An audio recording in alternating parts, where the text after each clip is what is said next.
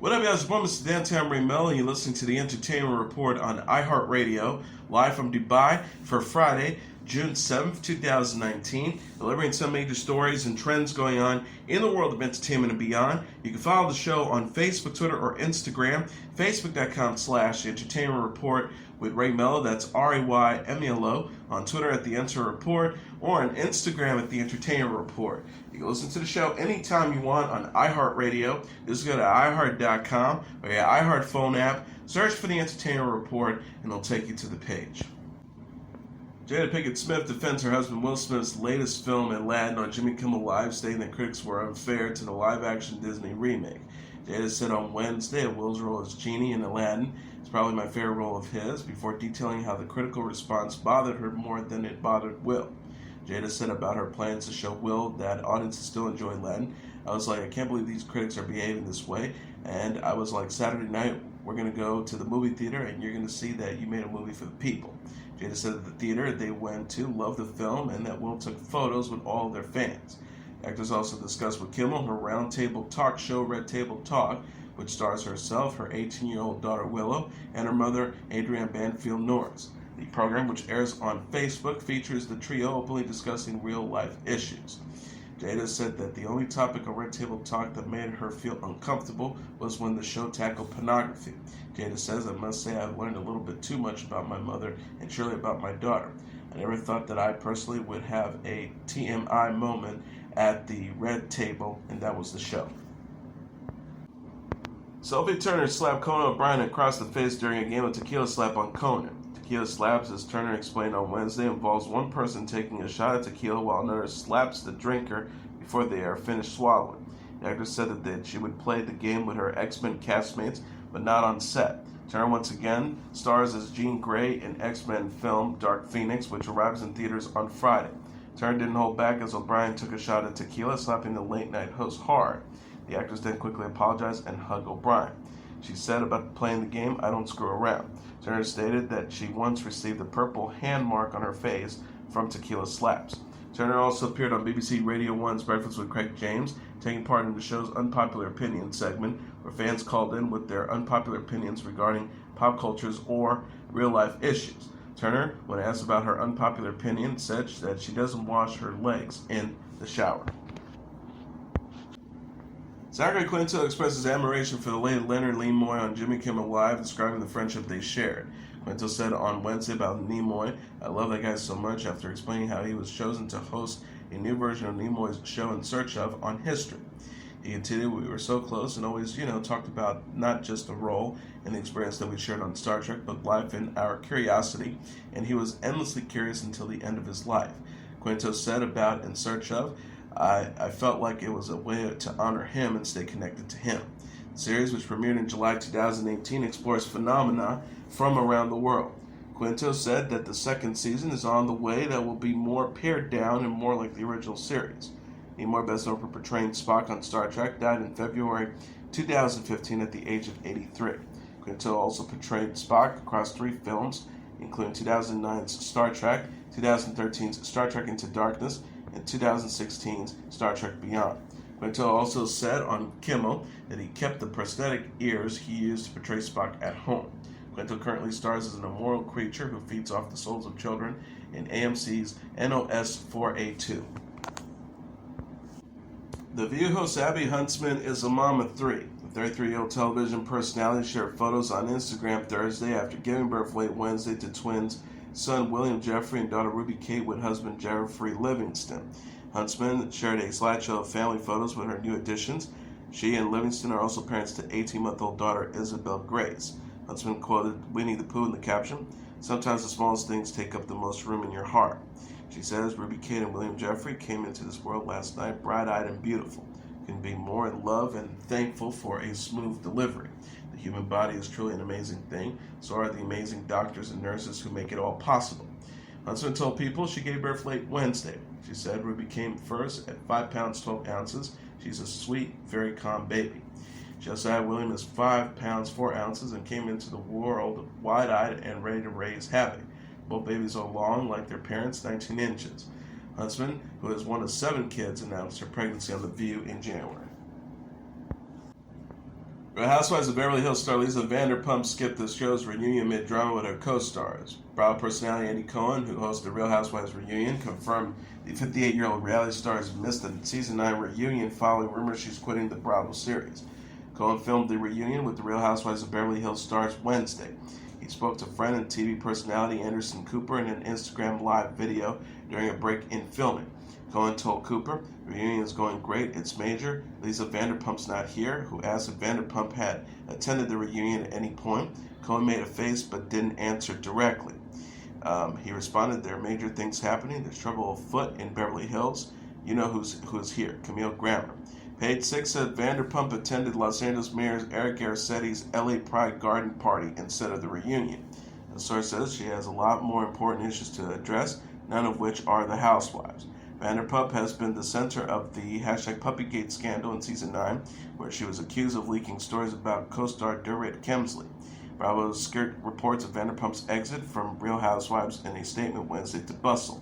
The network says there's so much great drama and fun still to come this season, including the ladies' trip to France. So before we focus on next season, let's see where this one takes us. Vanderpump has clashed with Grammer, Kylie Richards, and other co-stars during the season. Grammer said on Watch What Happens Live in May she regrets making comments about Vanderpump's teeth. Vanderpump had starred on Real Housewives of Beverly Hills since its debut in 2010. Kristen Ritter is being tormented by a new killer in the latest trailer for the third and final season of Netflix's Jessica Jones.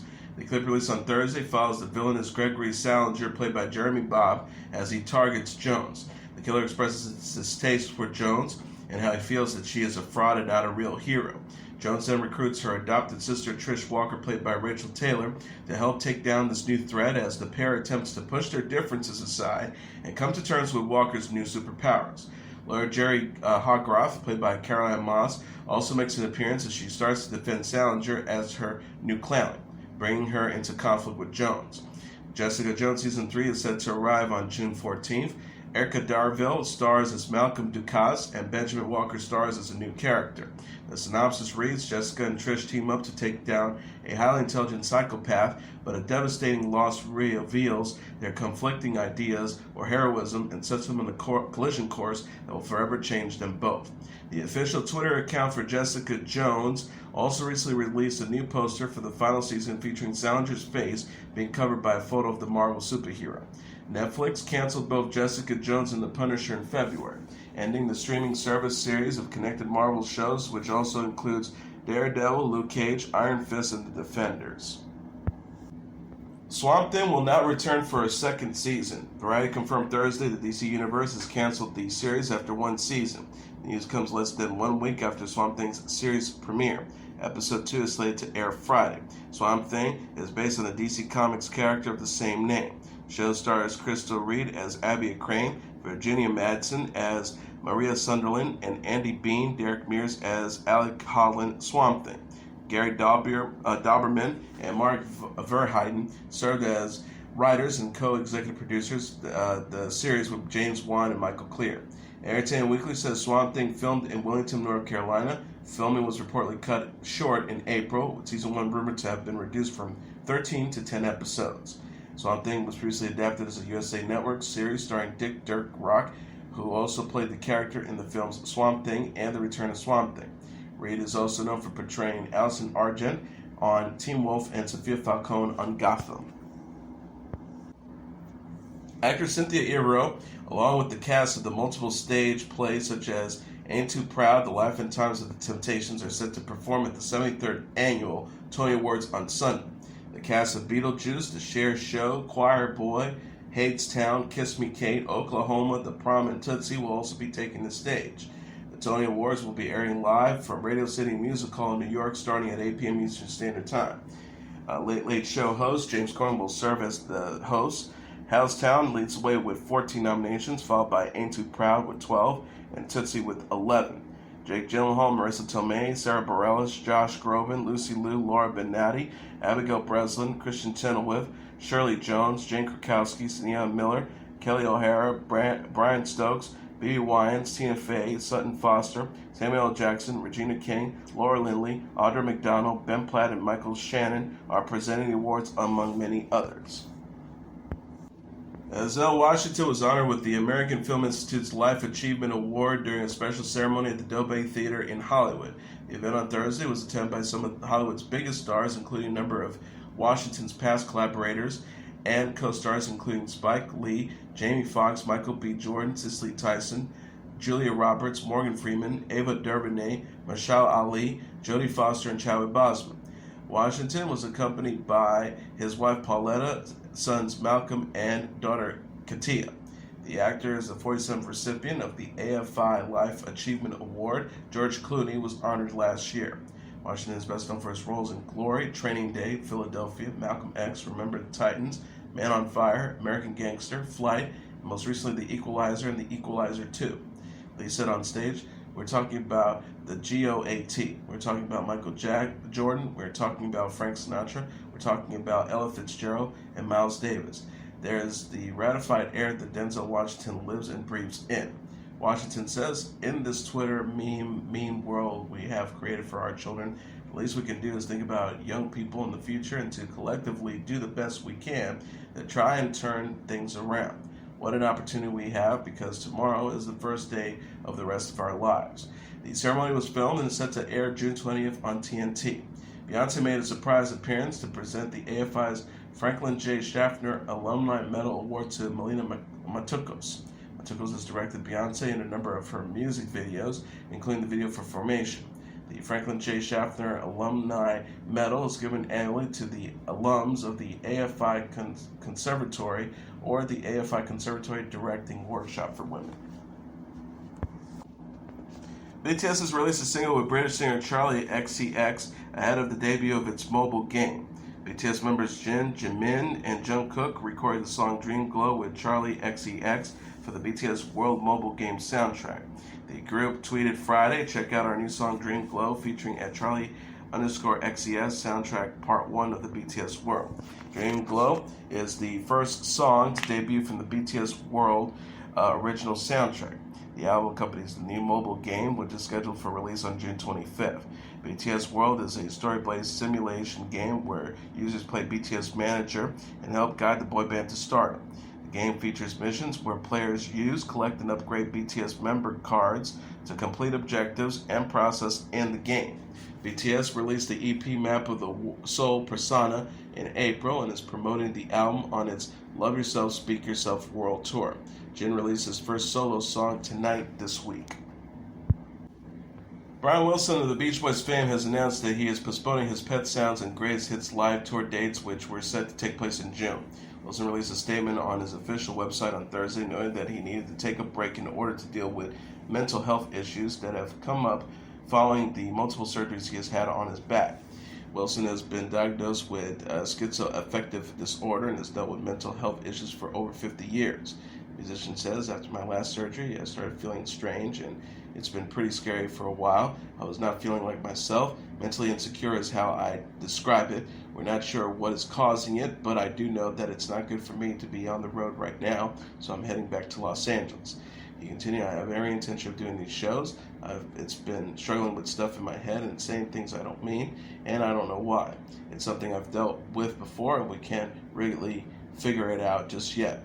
Wilson concluded, I'm going to rest, recover, and work with my doctors on this. I'm looking forward to my recovery and seeing everyone later this year. The music and my fans keep me going, and I know this will be something I can again overcome." Wilson's Greatest Hits live dates set for August have not been delayed. He is also set to embark on a joint tour with the Zombies that kick off on August 31st before wrapping up on September 26th. New Orleans music legend Dr. John, best known for his psychedelic and funk music along with his voodoo-inspired persona, has died at the age of 77. Dr. John, real name Malcolm John Rebenak Jr., died Thursday from a heart attack, his family confirmed through a statement released by his publicist on Twitter. The statement said, "As a Rock and Roll Hall of Fame inductee, 6-time Grammy winner, songwriter, composer, producer, and performer, he created a unique blend of music which carried his hometown, New Orleans, at its heart, as it was always in his heart. The family thinks of all whom have shared his unique musical journey and requests privacy at this time. Memorial arrangements will be announced in due course." Dr. John, also known as the Night Tripper, released his first album in 1968 titled Gris Gris. 1972 album Dr. John's Gumbo featured the musician covering standards New Orleans fare. In 1973, he released In the Right Place, which featured his most successful songs, the top 20 hit Right Place, Wrong Time, and Such a Night. Dr. John continued to release albums throughout his career, including 2008 City That Care Forgot, which tackled Hurricane Katrina and its effect on New Orleans. The singer performed Down in New Orleans, which was featured in Disney's The Prince and the Frog. He collaborated with a number of fellow musicians and groups including the Rolling Stones, Ringo Starr, Neil Diamond, James Taylor, Lou Reed, Van Morrison, B.B. King, Christina Aguilera, and the Black Keys, among many others. Dr. John was 77. And as your entertainment report for Friday, June 7th, 2019, I'm your host, Mr. Downtown Ray Melo. I'll be back on Monday to deliver some major stories and trends going on in the world of entertainment and beyond. You can follow the show on Facebook, Twitter, or Instagram, facebook.com/entertainment report with Ray Melo, that's RAYMELO, on Twitter at The Enter Report, or on Instagram at The Entertainment Report. You can listen to this episode or any previous episodes of The Entertainment Report anytime you want on iHeartRadio. Just go to iHeart.com or your iHeart phone app, search for The Entertainment Report, and it'll take you to the page. Everyone have a great weekend. Good night, and God bless you all.